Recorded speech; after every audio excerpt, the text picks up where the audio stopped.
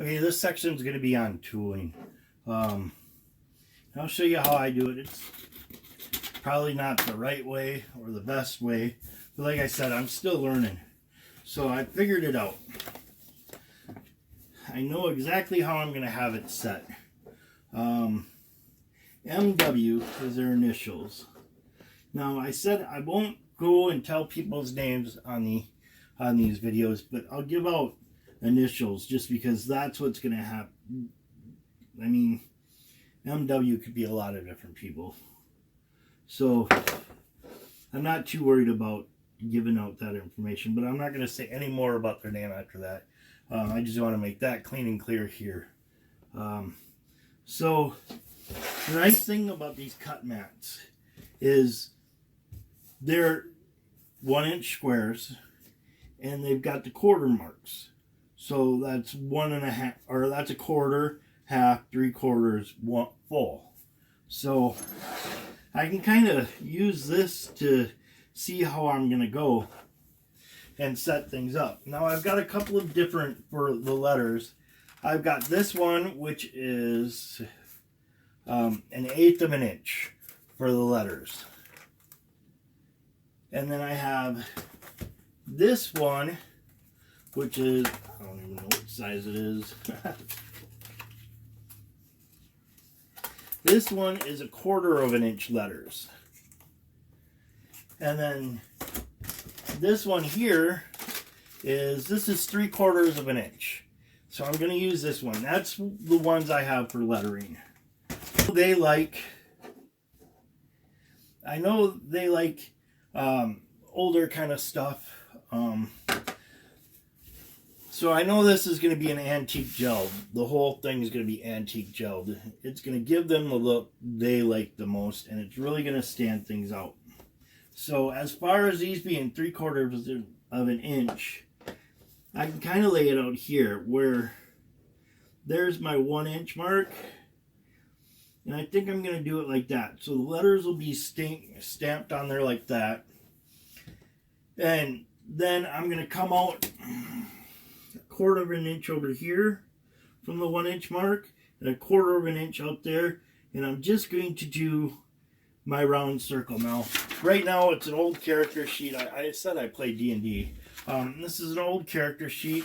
I kind of drew as I was drawing the pattern for everything. I kind of got that drawn out. So I'm coming through and I'm going to do the pattern that's going to be on there for their initials. And then on the outside of that part, it's going to also be around the number letters is going to be a backgrounder. And then it's going to be an oval. And then I'm going to have the tooling. The tooling is going to consist of, this is what I'm going to use for the post for these. Then the tooling is going to consist of my basket weave tooling, my edge beveler, and what that's going to do is when that leaves its mark, I'm going to go in and edge bevel around it to really make that letter pop out. So that edge beveler is going to make that really pop out, and then I'm going to have the backgrounding on that. So that's really going to bring that lettering out. Then it'll be the oval, and then around that oval, on the inside facing the letter, I'm going to do the backgrounding too. So I'm going to do on the inside, I'm going to do that bevel too. And then on the outside of that, what I'm going to do is I'm going to do all of the basket weave. And it's got the Celtic knot pattern in it, which I really like. It'll help with a lot of my like Renaissance Festival costumes and stuff like that. And so it's going to have that. And then because when you're doing it, I don't know how well you can see it, but when you come up, you don't want to cross your stitch lines or anything like that. So you kind of hold it up and you make a mark. But there'll be a gap. at that edge right along here.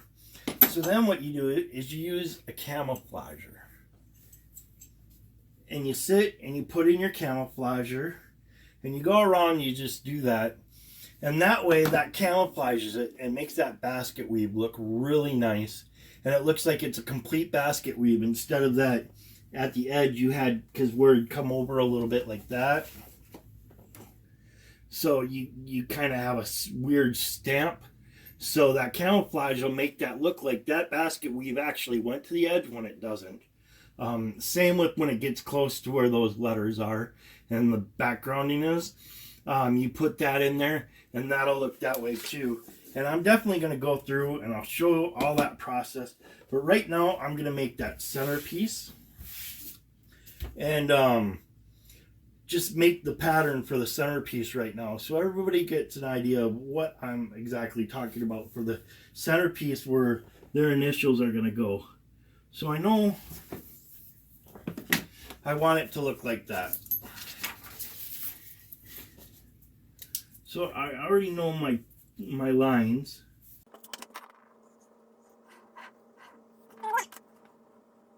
Now I don't know how this is going to show up, but I am using paper, kind of recycling it, so it might not show up all that well on the camera. I'm hoping it does.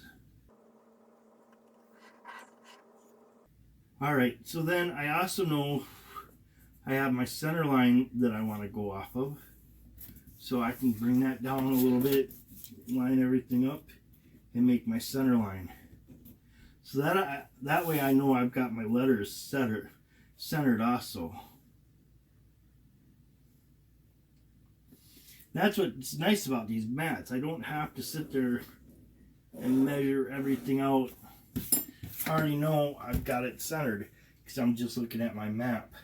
Now, I know I want it like that, so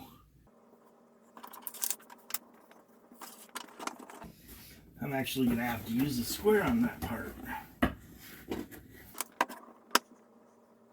So get my lines all lined up real quick.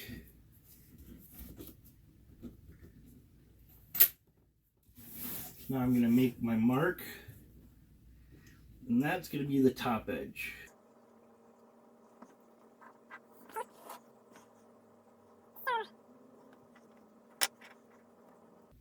I'm going to have a ½ inch in between the two, which means also, so I'm going to definitely go 1/4 inch down from there. And that'll be where the one letter top is.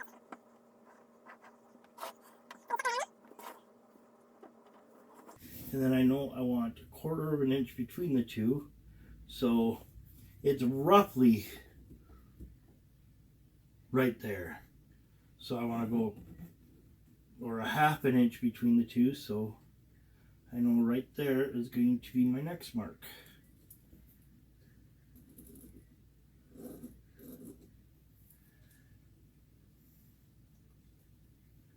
So then I know for my next mark, I want 1/4 inch from that one. Or I want 1/4 inch from there. So that would be there. So my 1/4 inch is right here. So that gives me where my center line, where the one letter gets stamped, where the second letter gets stamped, where the complete edge of this is going to be at, and the complete edge is here. So I already know where my stamps are going to get placed.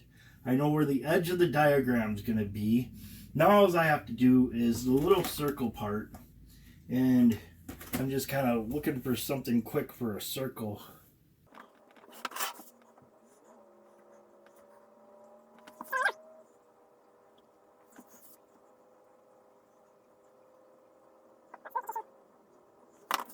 So I know my tooling is going to be within this mark. No, it's not. I did screw that one up. I thought I did. Here is my mark. All right, so that's where one letter is going to sit. This is where the second letter is going to sit.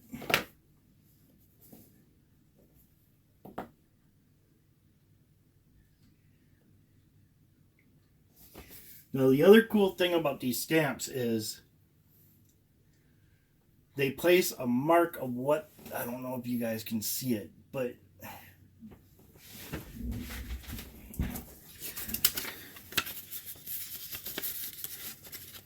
if you see the M there, that side faces towards you. So you know exactly that, okay, that's where it's at. And that also tells you that that is the center of the stamp.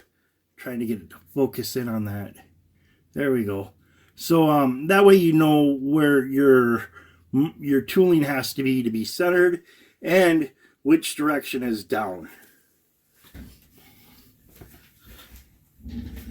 So I'll have all that.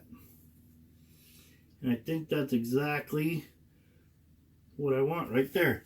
So I can cut that out and that'll be my pattern. It's not going to be big. He's not going to have...